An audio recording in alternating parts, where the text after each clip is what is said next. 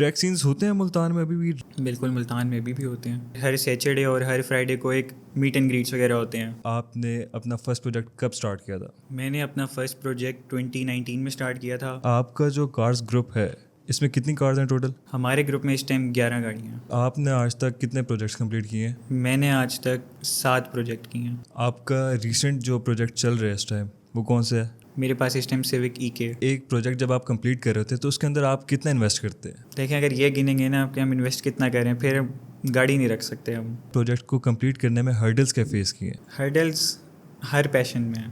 Traffic police ہوتی ہے، اس نے آپ کو کتنی دفعہ روکا ہے؟ ان سے کتنی دفعہ آپ کا انکاؤنٹر ہوا ہے؟ ہمارا روز کا کام ہے. اب جب ہم گھر سے نکلتے ہیں تو ہمیں پتہ ہوتا ہے کہ اب 8 بجے سے 10 بجے تک یہ بھائی اس چوک پہ کھڑے ہوں گے، ہمیں سب پتہ ہے. اب آپ جب ایک پروجیکٹ کار کمپلیٹ کر رہے ہوتے ہو تو وہ آپ کے لیے کتنی میٹر کرتی ہے؟ کچھ لوگوں کو فضول سی بات بھی لگے، لیکن میرے لیے گاڑی ایک جذبات ہے. ایک ہیومن بینگ کی طرح ٹریٹ کرتا ہوں اپنی گاڑی کو اسٹارٹ سے. میں نے کبھی اپنی گاڑی کو کسی سروس اسٹیشن سے صاف نہیں کروایا کہ بھائی میری گاڑی ہے تو میں خود کروں گا. اگر میری جیب میں 1000 ہیں تو میری کوشش یہ ہے کہ میں 900 گاڑی پہ لگاؤں اور 100 اپنے لیے رکھوں. باقی شوق چھوڑ دیں، ان میں کچھ نہیں رکھا. باقی شوق کیسے؟ استخارے میں نہ آ جاتی ہے، پھوپھو کا بیٹا زیادہ اچھا لگ جاتا ہے. آپ کی گاڑی اور ایک خالی روڈ ہے، اور یہ 3 چیزیں all you need in life.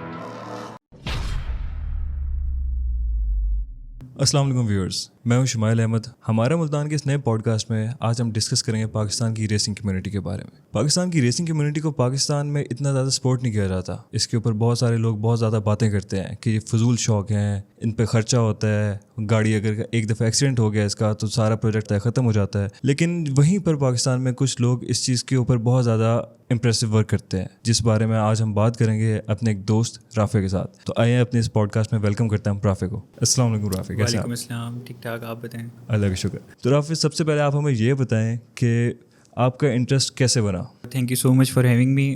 میرا انٹرسٹ ایسے بنا کہ میرے بڑے بھائی کو شروع سے گاڑیوں کا کافی شوق تھا، تو اس کی گیدرنگز وغیرہ بھی ایسی تھیں، تو گھر کا ماحول اس طرح کا، تو ان کو دیکھتے دیکھتے یہ شوق میرے میں بھی آ گیا. تو رافع، کون سی ایج میں آپ کو یہ چیز کلک کی کہ ہاں یار کار کلچر جو ہے یہ پاکستان میں اور زیادہ سپورٹ کیا جا سکتا ہے، اس کو اور زیادہ گرو کیا جا سکتا ہے؟ اراؤنڈ 12-13 سال کا تھا. مطلب جب کار کی meet and greets Pakistan Multan میں اسپیشلی کافی ہونے لگ گئے تھے. لاہور، اسلام آباد سے گاڑیاں ملتان آتی تھی ریسز کے لیے، تو اس ٹائم ملتان میں ریسنگ کا جو کلچر تھا کافی پیک پہ تھا. تو تب یہ شوق کافی تھا کہ بس اب میں نے بھی اسی فیلڈ میں آنا ہے. تو رافع، آپ ہمیں یہ بتائیں کہ کتنی ٹائپس ہوتی ہیں کار کلچرس کی، اور آپ کون سی ٹائپ کو پریفر کرتے ہیں؟ کار کلچر جو ہوتا ہے یہ بیسیکلی آپ کی 4 کیٹیگریز پہ ہوتا ہے.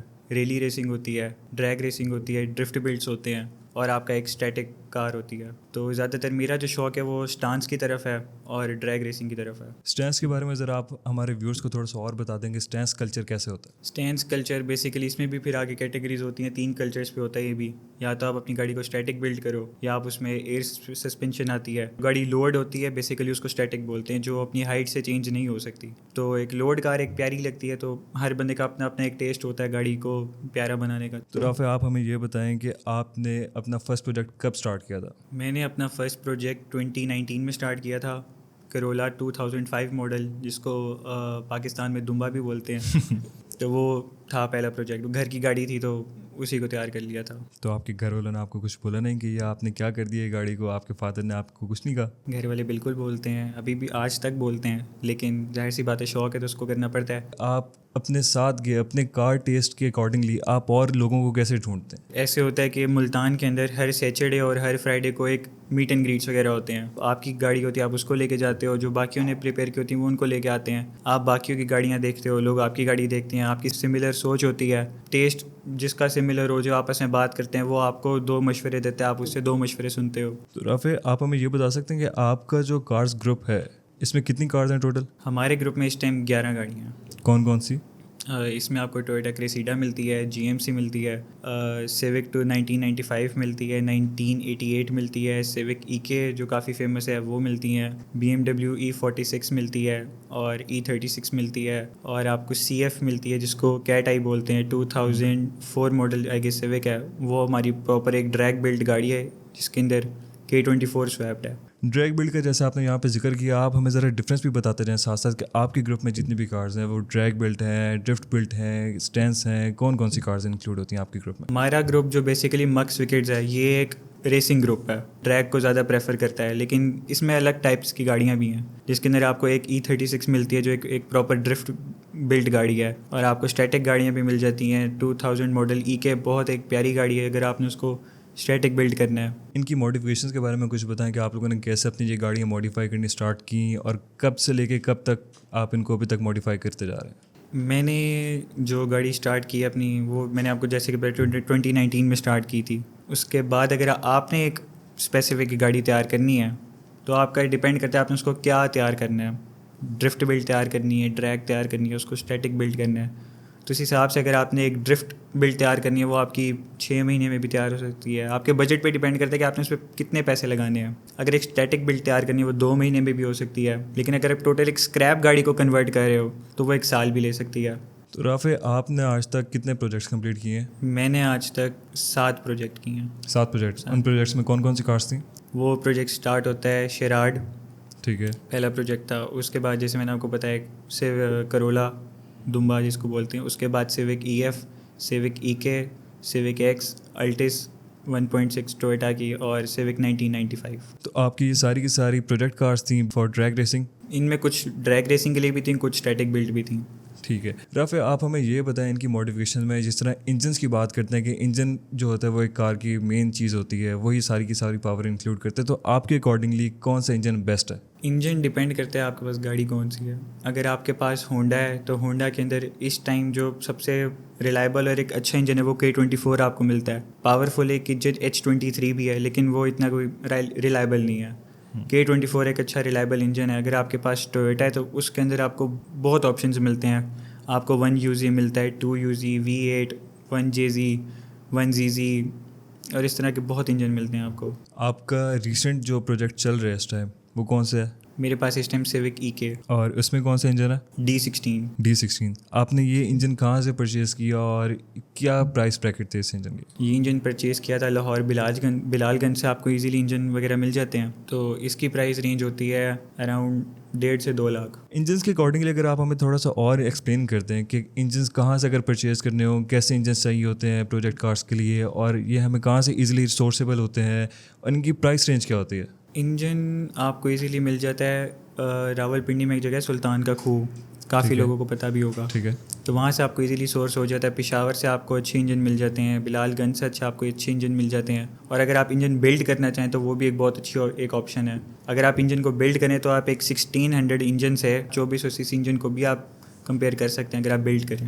ان ساری لوکیشنز پہ جن کا آپ نے نام لیے, ان پہ صرف اور صرف انجنز اویلیبل ہوتے ہیں یا باقی بھی کار کے اسپیئر پارٹس جو ہوتے ہیں وہ بھی؟ کمپلیٹ پارٹس آپ کو پوری گاڑیاں مل جاتی ہیں. اچھا, آدھی کٹی ہوئی آپ کو گاڑی مل جاتی ہے کمپلیٹ. آپ کو ایک چھوٹا سا اگر ایک بٹن بھی چاہیے وہ بھی آپ کو مل جائے گا. اور اسی کے اکارڈنگلی آپ نے ساری کی ساری جگہوں کا جن کا بھی نام لیا آپ نے, وہ ساری کی ساری ملتان سے باہر تھیں. تو ملتان کے اندر اسپیسیفک کون سی ایسی جگہ ہوگی جہاں پہ آپ پریفر کریں گے کہ ہاں جی یہاں پارٹس جو ہوتے ہیں وہ اچھے مل جاتے ہیں, یا یہاں سے انجنز لینے چاہیے؟ ملتان ابھی ان چیزوں میں اتنا ہی نہیں ہے. اگر میں آپ کو ایک فیکٹ بتاؤں, ملتان میں اگر آپ کو ملے گی بھی تو کچھ لوگ ہوں گے جو آپ کو سورس کر کے دے سکتے ہیں. وہ بھی آپ کو لاہور وغیرہ سے ہی منگوا کے دیں گے, لیکن وہ سورس کر کے دے سکتے ہیں آپ کو. جس طرح ملتان میں بھی آٹو پلازا ہے, لیکن وہاں سے آپ کو اتنی ورائٹی نہیں مل سکتی. وہاں بہت لمیٹڈ سے آپشنز آپ کو ملیں گے. وہاں اتنی ورائٹی آپ کو نہیں ملے گی کہ آپ کو آپ کی پسند کی چیز ملے. وہاں آپ کو آپ کی چیز سے ریلیٹڈ آپشنز مل سکتے ہیں. آپ کی جو آپ کو ایگزیکٹ چیز چاہیے وہ نہیں مل سکتی آپ کو ملتان کے اندر. تو اسپیئر پارٹس کے لیے ملتان میں کون سی ایسی جگہ ہے جو آپ پریفر کرتے ہیں؟ ملتان کے اندر میاں پلازا کے اندر ایک شاپ لوکیٹڈ ہے نیکسٹ جن آٹوموٹیوز کے نام سے. وہ کافی ایک صحیح ہے جو مطلب آپ کو ایک اچھے ریٹس پہ اسپیئر پارٹس پرووائڈ کر سکتا ہے, اور آپ کی ٹیسٹ کے اکارڈنگ آپ کو ایک وہ پروجیکٹ بلڈ کر کے بھی دے دیتے ہیں. رافع, آپ ہمیں یہ بتائیں کہ انجن تو ہو گیا آپ کی کار کی پاور کے لیے, کار کی بیوٹی انکریز کرنے کے لیے اور کیا کیا چیزیں ضروری ہوتی ہیں؟ کار کی بیوٹی ڈپینڈ کرتی ہے کہ جو کار بنا رہا ہے اس کے ٹیسٹ پہ. ٹھیک ہے. اب اس کو کس طرح کی کار پسند ہے. اگر میں ایک پروجیکٹ اسٹارٹ کرتا ہوں تو میں اگر اس کی بیوٹیفیکیشن پہ ہوں, سب سے پہلے میں اس کی لائٹس وغیرہ دیکھوں گا کہ اس کی لائٹ چینج کریں گے, اس کی باڈی کٹس. ہاں جی بالکل. اور باڈی کٹس اس کی لگائیں گے اور پھر انٹیریئر پہ ماڈیفکیشنس کریں گے. باڈی کٹس آپ آرڈر پہ بنواتے ہیں یا آپ کو ڈائریکٹلی وہاں پہ کچھ آپشنز ہوتی ہیں جا کے آپ پرچیز کر لیتے ہیں سمپل؟ کسی بھی قسم کی ایک باڈی کٹ ملتان میں رہتے ہوئے کسٹم میڈ بنوا سکتے ہیں. کہاں سے؟ ہو گئے ڈیرے اڈے سے. ٹھیک ہے. یہاں کافی لوگ ہیں جو آپ کو کسٹم میڈ, آپ کی چوائس, بس آپ گوگل سے کوئی بھی پکچر اٹھا کے اگر آپ ان کو دکھا دیں وہ آپ کو بنا کے دے دیتے ہیں. ٹھیک ہے. باقی اگر آپ وہ باڈی کٹس کی بات کریں کہ آپشنس کی, تو وہ جیسے میں نے آپ کو شاپ کا بتایا تو وہاں ساری آپشنز آپ کو مل جاتی ہیں. تو پھر چلیں ٹھیک ہے, یہ ساری بات ہوگی آپ کے پروجیکٹ کے اکارڈنگلی. اب آپ ہمیں یہ بتائیں کہ آپ نے اپنے پروجیکٹ کو کمپلیٹ کرنے میں ہرڈلس کیا فیس کیے ہیں؟ ہرڈلس ہر پیشن میں ہیں. اگر آپ جو بھی کام کریں اس میں لوگ باتیں کرتے ہیں.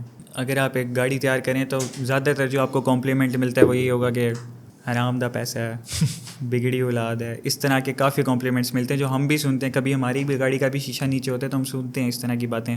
گالیاں بھی کافی پڑتی ہیں, لیکن وہ ہر پیشن میں پڑتی ہیں آپ کو. جہاں پازیٹیو لوگ ہوتے ہیں وہ نیگیٹو بھی ہوتے ہیں. تو ہرڈلس کافی ہیں کہ عوام کو دیکھنا چاہیے کہ کمپرومائز کرنا چاہیے کہ اگر ایک گاڑی ایک لو ہے, وہ ایک اسپیڈ بریکر نہیں کراس کر سکتی, اس کو ٹائم دینا چاہیے, تو وہ گاڑی مار جاتے ہیں سیدھا. اور اس میں جیلسی بھی کافی فیکٹر ہوتا ہے.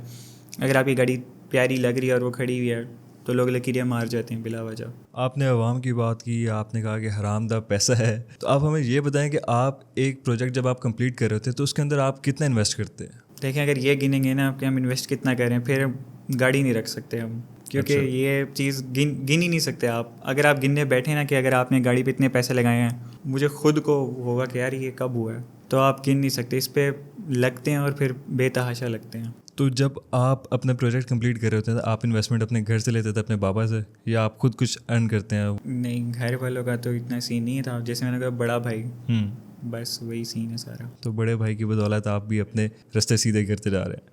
گھر والوں سے بات ایک یاد آئی کہ اکثر جو ہمارے بڑے ہوتے ہیں وہ کہتے ہیں کہ یہ فضول شوق ہیں, پیسے خرچ کر رہے ہو, ضائع کر دو گے پیسے, اس میں کچھ بھی نہیں رکھا. آپ نے بھی یہ ساری باتیں سنی ہیں اپنے گھر والوں سے؟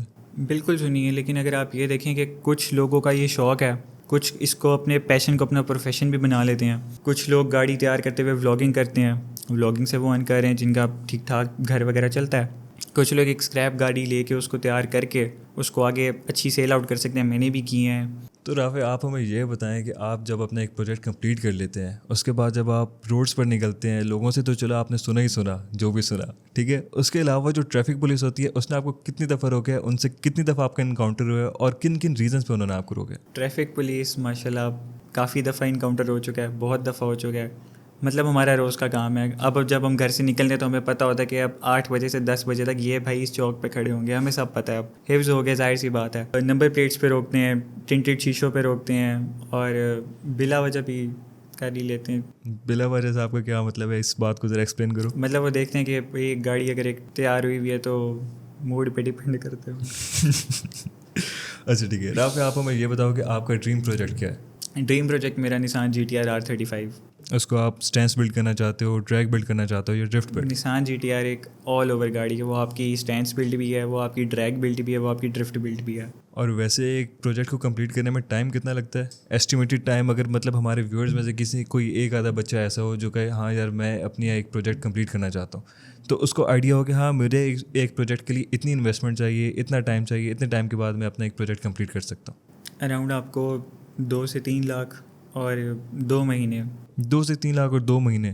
اس میں ایک گاڑی کتنی سی ماڈیفائی ہو سکتی ہے؟ اس میں اتنی ہو سکتی ہے کہ آپ اس میں ایک ریم ٹائر اس کے چینج کر سکتے ہیں.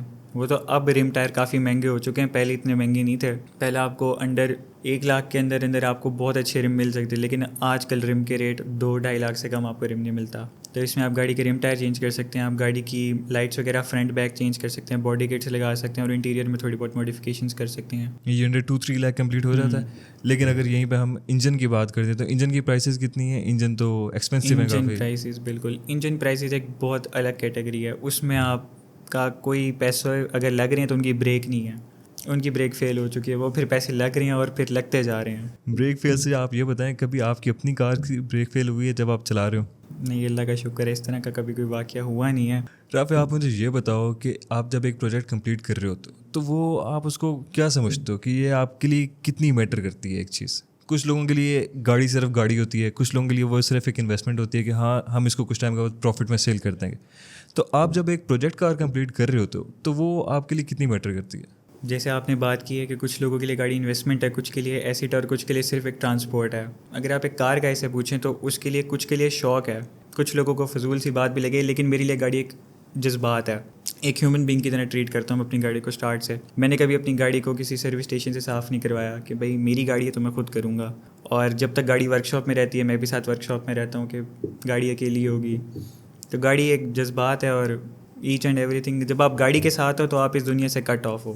آپ کی گاڑی اور ایک خالی روڈ ہے, اور یہ 3 چیزیں all you need in life. آپ, خالی روڈ اور آپ کی گاڑی, یہ 3 چیزیں آپ کے امپورٹنٹ ہیں, ٹھیک ہے. یہ بتائیں, لیٹ نائٹ کروزنگ کبھی کی ہے؟ بالکل.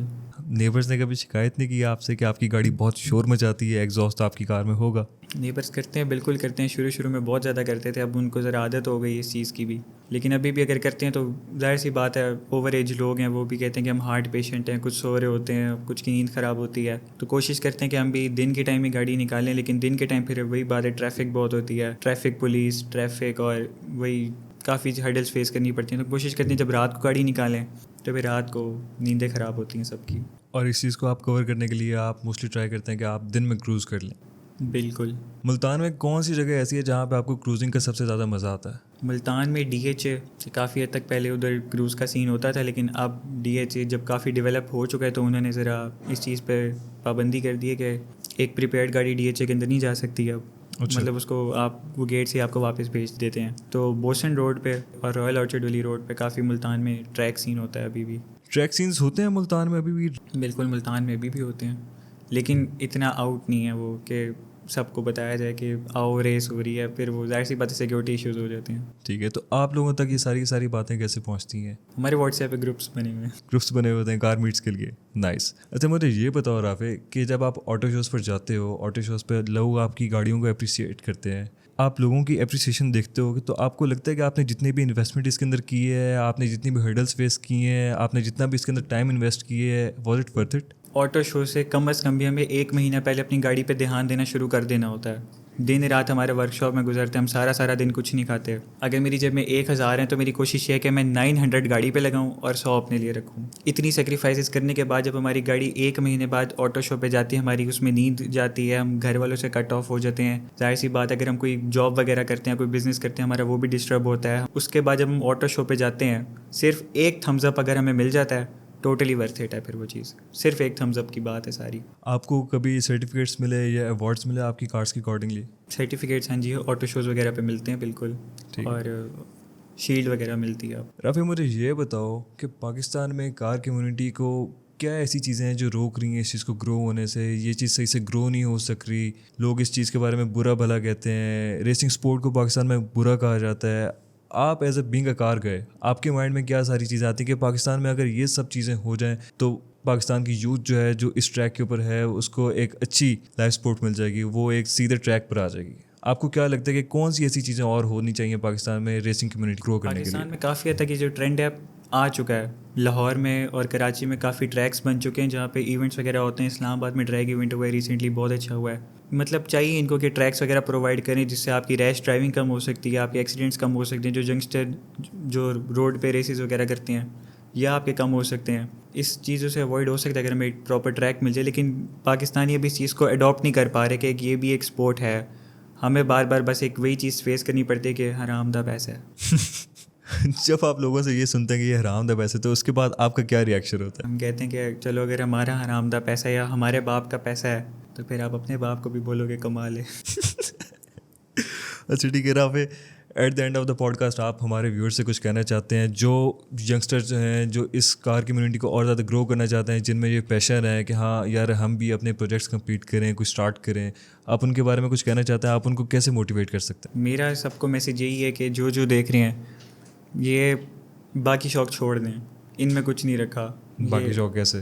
باقی شوق جس طرح کہ آپ کو پتہ جنریشن میں چل رہا ہے کہ استخارے میں نہ آ جاتی ہے, پھوپھو کا بیٹا زیادہ اچھا لگ جاتا ہے, تو ان چیزوں کو چھوڑ کے اگر اس طرف آئیں تو یہ شوق کافی بہتر ہے. اس میں آپ جب آپ اس شوق میں ہو تو آپ کسی اور شوق میں نہیں جا سکتے, آپ کے پاس کسی اور شوق کے لیے ٹائم ہی نہیں ہے. Thank you so much Rafay for coming here. ہمیں بہت اچھا لگا آپ سے بات کر کے، کار کمیونٹی کے بارے میں جان کے کہ یہاں پہ کیسے سینز ہوتے ہیں، ان کی کیسی کیسی موڈیفکیشنز ہوتی ہیں. انشاءاللہ we'll meet you again. Thank you so much. Thank you so much. Thank you so much, viewers, for joining us in this podcast. I hope things will get better for the youth, for the car community to grow up more in Pakistan. Thank you. Allah Hafiz.